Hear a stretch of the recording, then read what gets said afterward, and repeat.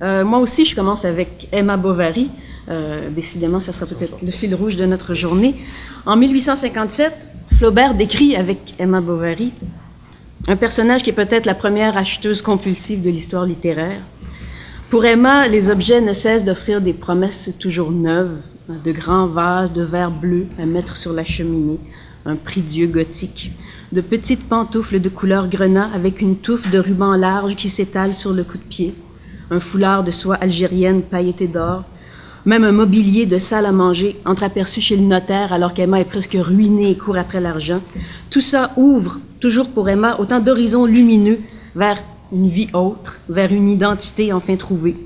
Mais évidemment, c'est toujours aussi autant de tromperies qui mènent à la ruine financière et à la faillite, et dont les séductions et le fonctionnement se trouvent de la sorte mis à plat et objectivés par le texte flaubertien. Le fétichisme de la marchandise, pour employer la formule que Marx proposera 10 ans plus tard, est déjà bel et bien présent ici.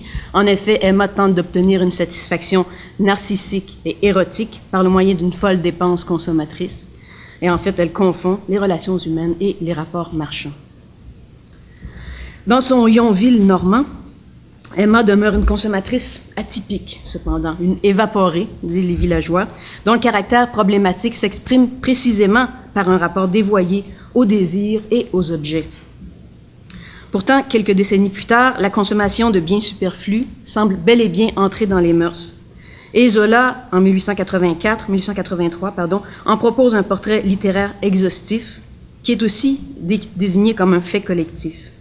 Dans les allées du bonheur des dames, la marchandise déploie ses charmes de façon spectaculaire et toujours renouvelée. L'achat est décrit comme une activité grisante, à laquelle il est difficile de mettre des balises. La consommation poussée à l'extrême confine aux coups de folie. Elle suscite un souffle de fièvre, toutes des expressions qui reviennent très régulièrement sous la plume de Zola. Le grand magasin est une machine à produire de la richesse qui avale voracement ses clientes pour recracher de l'or. Et alors, ces clientes constituent une nouvelle classe, victime sans doute, mais d'une manière quelque peu consentante, du système capitaliste. Victime, pourquoi? C'est que la pulsion à l'achat est dans le roman toujours à la source de déséquilibres nombreux, kleptomanie, hystérie, spéculation, dilapidation. L'érotisation de la marchandise, qu'on retrouve ici, tout comme chez Zola, indique bien que l'achat est désormais dicté par la séduction opérée par les objets, qu'il se joue dans un registre qui n'est plus celui de la nécessité, mais précisément du désir. Par contre, dans le nouveau cadre décrit par Zola, il y en a été question hier, une bonne dépense est possible et même nécessaire. C'est la canalisation de la pulsion libidinale consommatrice, appelons-la comme ça, plutôt que sa restriction, qui peut fonder le modèle utopique d'une sorte de capitalisme collectiviste où la production de la richesse profiterait à tous. Malgré les différences, autant Flaubert que Zola désignent dans leur texte un moment de changement de l'éthos bourgeois. Durant la première moitié du 19e siècle, je ne vous ferai pas un cours qui n'a pas sa place ici, mais je pense qu'on peut dire assez certainement que la bourgeoisie avait privilégié des comportements économiques liés à des valeurs d'épargne, de prudence dans la dépense, de consommation modérée. Une certaine consommation de distinction existait, surtout dans les sphères les plus aisées, mais balisée et relevant du régime de l'exception, par exemple à l'occasion des fêtes, des passages de la vie. Or, dans la seconde moitié du siècle, surtout dans les décennies après 1870, les choses évoluent. De plus en plus, la bourgeoisie va s'approprier, recodifier les modèles de consommation ostentatoire qui avaient été jusqu'alors l'apanage de l'aristocratie. Si cette nouvelle bourgeoisie qui se livre à la consommation du superflu est décrite chez les romanciers, on la retrouve d'ailleurs aussi chez nombre d'économistes, de théoriciens de l'époque, dans des tonalités d'ailleurs très souvent apocalyptiques, qu'on pense à Marx, mais aussi à Lafargue, à Veblen, à Simmel. Une restratification survient donc, de nouveaux groupes accèdent à cette consommation du superflu, qui ne donne pas toujours du prestige, mais qui confère en tout cas un certain positionnement. Ce qui est une modification, je l'ai dit, de l'éthos bourgeois des débuts de la révolution industrielle. Plus important pour mon propos, par contre, et c'est là-dessus que je veux me centrer, c'est tout le rapport aux objets qui change. Le luxe, le superflu, vise à conférer aux objets et aux gestes consommateurs une sorte de supplément d'âme, car par l'acquisition du superflu, le sujet affirme, fantasmatiquement bien sûr dans une représentation, il affirme ne plus être asservi par les mécanismes du capitalisme moderne. Les objets de luxe se trouvent dotés d'une aura dont, en tant que simple marchandise fonctionnelle, ils seraient privés. C'est comme si on les représentait En dehors de l'économie, se procurer un bien de luxe, c'est accéder à de l'immatériel, à des signes, signes de statut, signes d'originalité, de maîtrise des codes, de réalisation de soi. Bref, on choisit le signe qui nous convient. On achète désormais ce signe davantage que l'objet en tant que tel. Pourtant, il y a ici un point de tension essentiel qui nous apparaît à nous peut-être plus évident. Même si les objets de luxe signifient de façon horatique, ils doivent être fabriqués, vendus, achetés, leur prix doit être fixé relativement à celui d'autres objets. Bref, ils sont de facto des marchandises intégrées au circuit économique, au même titre que les objets les plus banals ou les plus fonctionnels. Ce qui fait que le renchérissement vers plus de luxe ne mène pas à une sortie hors du circuit marchand, mais à la production et à la consommation de ce que je qualifierais d'hyper-marchandise. Or, c'est un point de tension qui, dans le discours social topique de l'époque, demeure largement informulé, occulté. Et au contraire, en fait, toutes les pratiques et les discours de l'économie marchande, comme aujourd'hui, en fait, tentent continuellement de réenchanter les objets en faisant oublier leur nature de marchandise. Donc, réenchanter les objets par le discours, par la publicité, par cette dimension horatique qu'on cherche à leur conférer. Et c'est justement, au fond, ce que Flaubert et Zola mettent en lumière à travers les brefs exemples que j'ai évoqués. Les deux romanciers disent le basculement d'un monde à un autre, d'une économie axée sur la fonction de l'objet, ou en tout cas prioritairement sur la fonction de l'objet, à une économie axée sur sa signification, de l'objet en soi, encore relié en quelque sorte au monde, à l'objet signe devenu abstrait et dont le rôle est de symboliser, mais symboliser dans les romans d'une manière qui devient très souvent problématique, impossible. Sinon impossible, voilà. Ce faisant donc, Zola, Flaubert décrivent les périls de la consommation, non pas tant au point de vue moral, mais en tant que piège économique séducteur qui repose sur une illusion. Alors, j'ai fait ce détour historique pour commencer, je le trouvais important pour essayer de mieux situer mon objet, car avec ce même thème, les textes autour de 1900, les textes de la fin de siècle, vont faire encore autre chose. D'une certaine façon, ils ont enregistré le basculement. Ils parlent désormais de l'intérieur de ce nouveau modèle qui va se développer et donner éventuellement la société de consommation contemporaine. Alors, chez les Goncourt, surtout chez Edmond, Huysmans, Bourges, Schwab, Mendès, Lorrain, Rachilde, et j'en passe, tous des auteurs qu'on ne lit plus beaucoup, il est vrai, les textes deviennent de véritables cabinets de curiosité remplis d'œuvres d'art, d'objets exotiques, de bijoux, de fleurs rares, de vêtements somptueux. Or, dans plusieurs cas, ces représentations objectivent aussi, de la même manière que le faisaient Flaubert et Zola, le nouveau rapport aux objets et le nouveau type de consommation qui existe. Alors, pour illustrer mon propos, je vais me fonder sur À rebours, qui paraît en 1884. Je vais en faire mon exemple principal, surtout dans la mesure où cette œuvre, me semble-t-il, illustre la capacité de la littérature à articuler des savoirs économiques de façon polémique et critique. Vous avez un exemplaire entre les mains. Je vais y référer de manière épisodique et je ne le lirai pas certainement au complet. Donc, À rebours, sans doute le savez-vous, mais je rappelle brièvement l'intrigue. Ça raconte l'histoire des Esseintes, protagonistes nobles qui tentent de s'isoler d'un monde contemporain perçu comme utilitaire et dégradé. Bon, on connaît la chanson. Pour construire, dans ce cas, une maison, dans sa maison de banlieue, un univers d'esthète composé selon ses goûts. Donc, il ne quitte pas la société complètement, il n'est pas dans une fuite tout à fait idéaliste, il est en banlieue, et ce sera déjà peut-être important pour la suite du propos. La consommation et le rapport aux objets sont donc au cœur du récit, puisque Des Esseintes achète, façonne son environnement avec les objets qu'il va se procurer. Avant d'arriver, par contre, à sa manipulation des objets, voyons ce qui est dit des goûts, des pratiques de consommateurs de Des Esseintes. Au prologue, donc avant que ne commence le récit, le narrateur raconte que Des Esseintes s'était, dans sa jeunesse, acquis la réputation d'un original. Il recevait ses fournisseurs et ses amis dans des décors fantaisistes, coûteux, faisant des repas tout en noir, avec des aliments eux-mêmes tout en noir.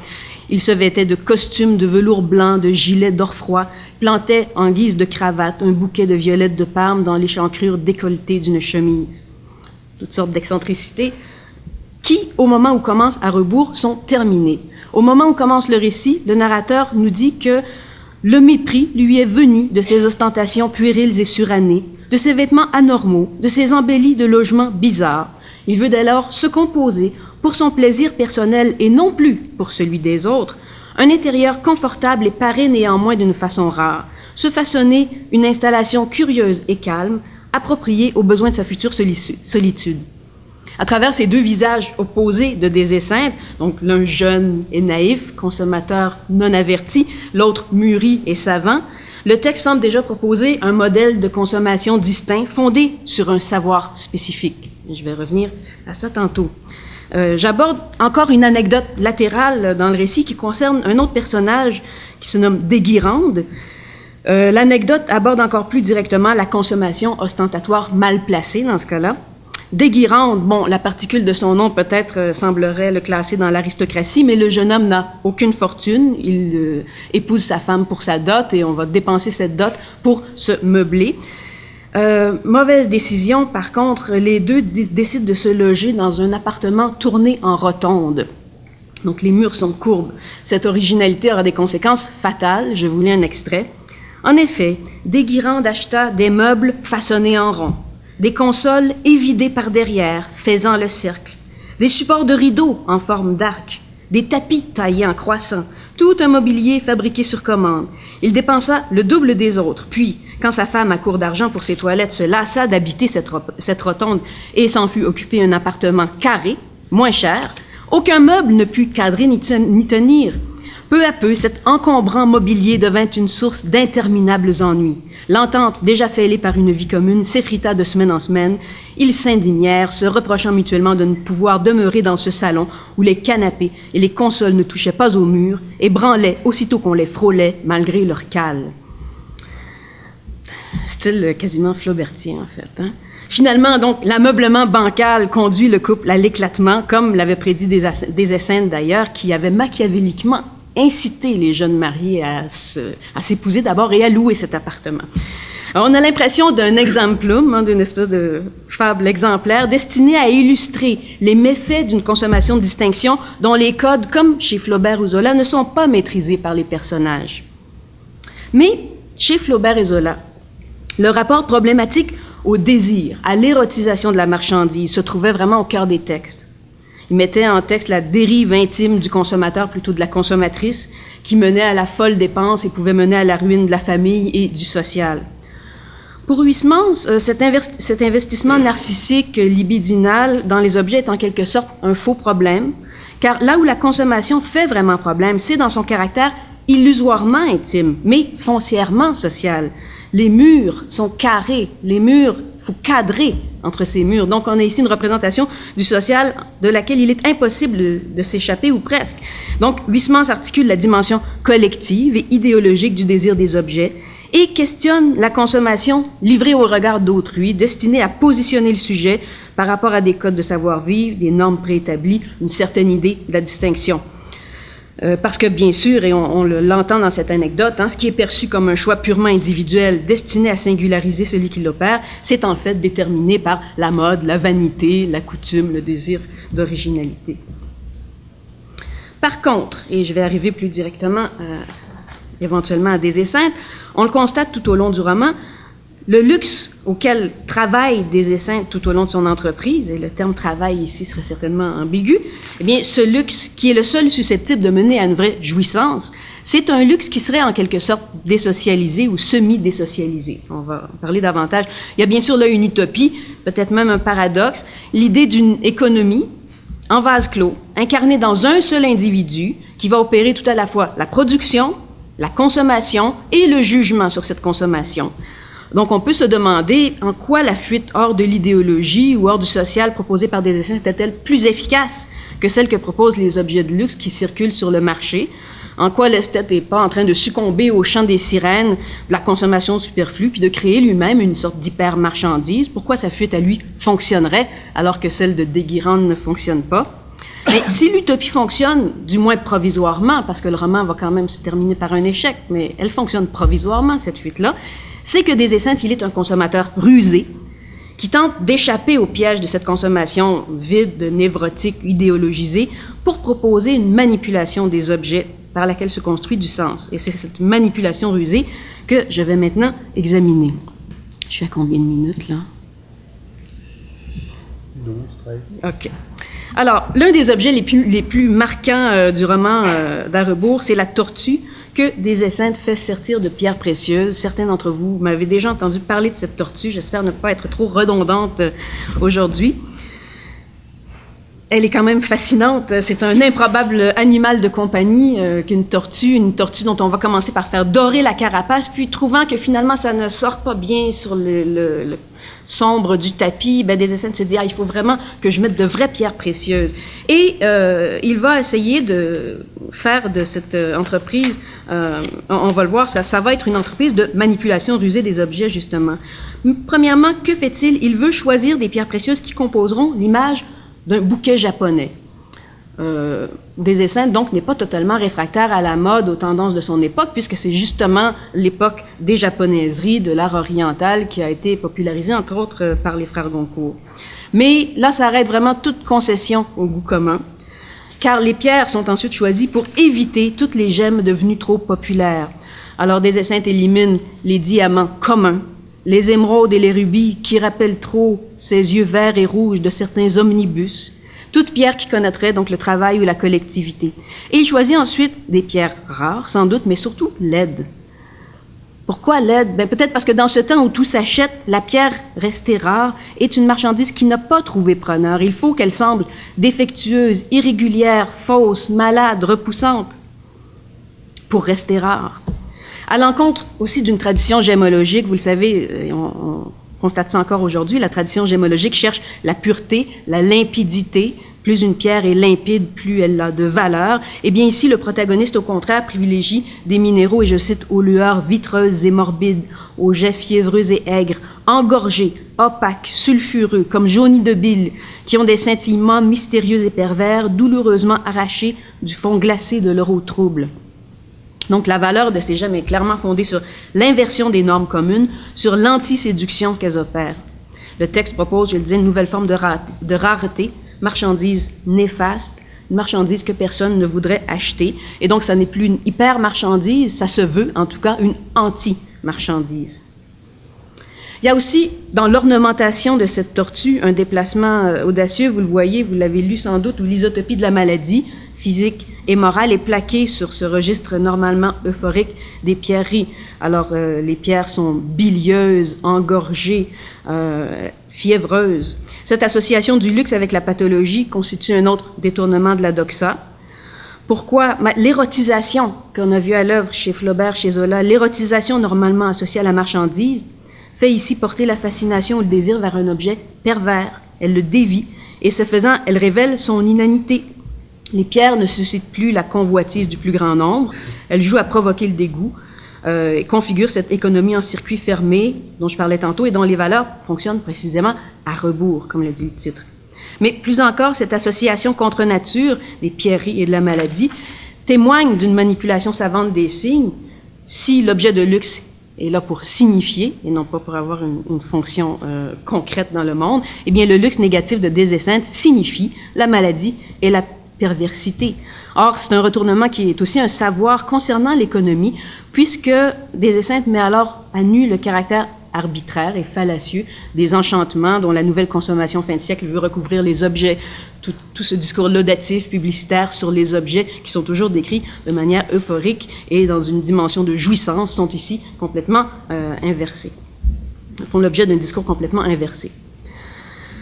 Mais avec cette anti-marchandise, appelons-la comme ça provisoirement, on pourrait objecter que Des Esseintes construit tout de même une sorte de bibelot, que dans les faits, il garde quand même quelque chose de l'économie, qui serait ce nouveau régime d'échange du superflu, qui serait façonné d'une manière légèrement différente. Est-ce que l'économie fait toujours retour, au fond? Est-ce que l'idée d'une fuite hors de l'économie demeure un fantasme de Huysmans ou du narrateur huysmansien? Il me semble qu'il y a encore ici une parade à analyser.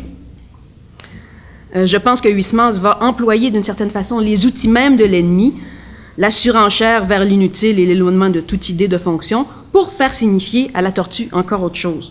La tortue, elle est bien dans la fiction un bibelot, surinvesti d'inutilité bien sûr.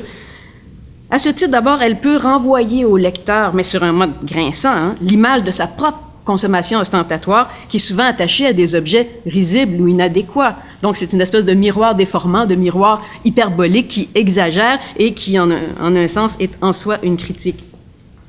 Mais le surinvestissement de l'inutilité est aussi et surtout textuel ou rhétorique. Et là, il y a ici, me semble-t-il, un glissement qui est important. Le texte lui-même fonctionne selon un procédé que je qualifierais de descriptivisme radical. Si vous lisez, ça devient clair. On a une logique paratactique, énumérative, un lexique et une syntaxe très recherchée, sinon totalement obscur et savant, l'absence de narrativité ou à peu près. Donc, le texte attire l'attention sur sa forme, il acquiert lui-même un statut objectal, il devient un dispositif sémiotique autonomisé, un bibelot d'inanité sonore, dirait-on. Or, ce bibelot, avec son style difficile, son opacité, provoque l'inconfort ou même l'exaspération du lecteur ou de la plupart des lecteurs. Si la tortue est un bibelot, si le texte qui décrit la tortue est lui-même un texte bibelot, mais ce sont des bibelots dont la possession ne procure aucun plaisir et qui sont très peu susceptibles d'être échangés dans une dimension qui serait celle de la société de consommation.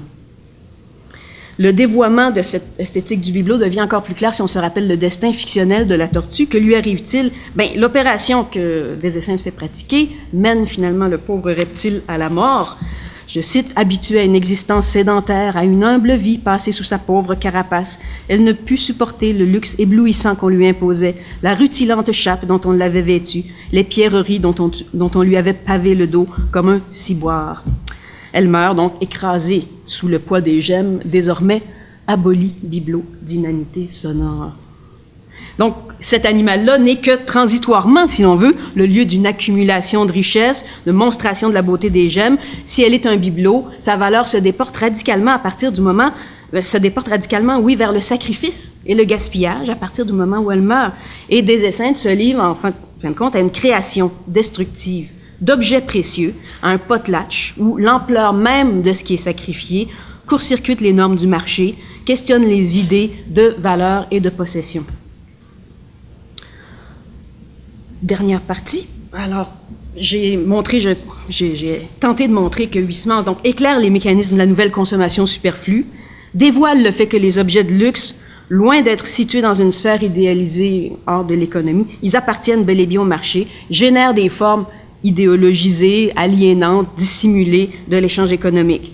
Et la fiction qu'il propose met en texte un luxe qui, quant à lui, se veut rusé, qui exposerait les dysfonctionnements de la consommation, qui recourt à des pratiques marginales, quelque peu perverses, pour imaginer des objets qui ne seraient pas réintégrés de façon déguisée par le marché, qui ne tomberaient pas à l'échange. Mais pourquoi cette préoccupation chez cet auteur, comme chez d'ailleurs un très grand nombre d'auteurs symbolistes et décadents de la fin de siècle, autour de 1900, pourquoi cette préoccupation pour le sujet du luxe? Oui, il y a des savoirs de nature sociologique qui émergent des textes, qui permettent de comprendre les nouvelles pratiques consommatrices. Le luxe permet de parler du social, de ce point de vue-là, mais il me semble que les savoirs associés au luxe sont aussi clairement liés à la position même de la littérature.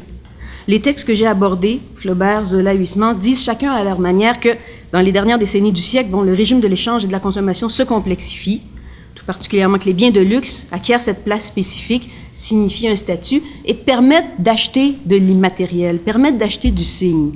Or, la position même de la littérature est questionnée ou mise en tension par cette nouvelle donne économique, parce que contre l'industrialisation de la littérature, contre sa transformation en marchandise, les écrivains des décennies précédentes avaient appelé l'art à l'inutile.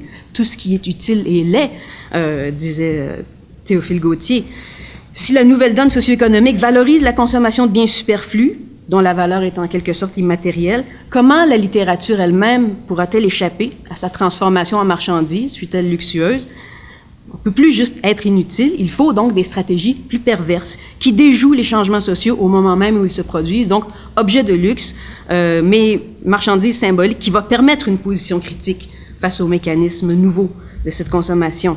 Et donc les objets que propose Huysmans sont étranges, leur stratégie de marketing sciemment mal pensée, perverti, inversé.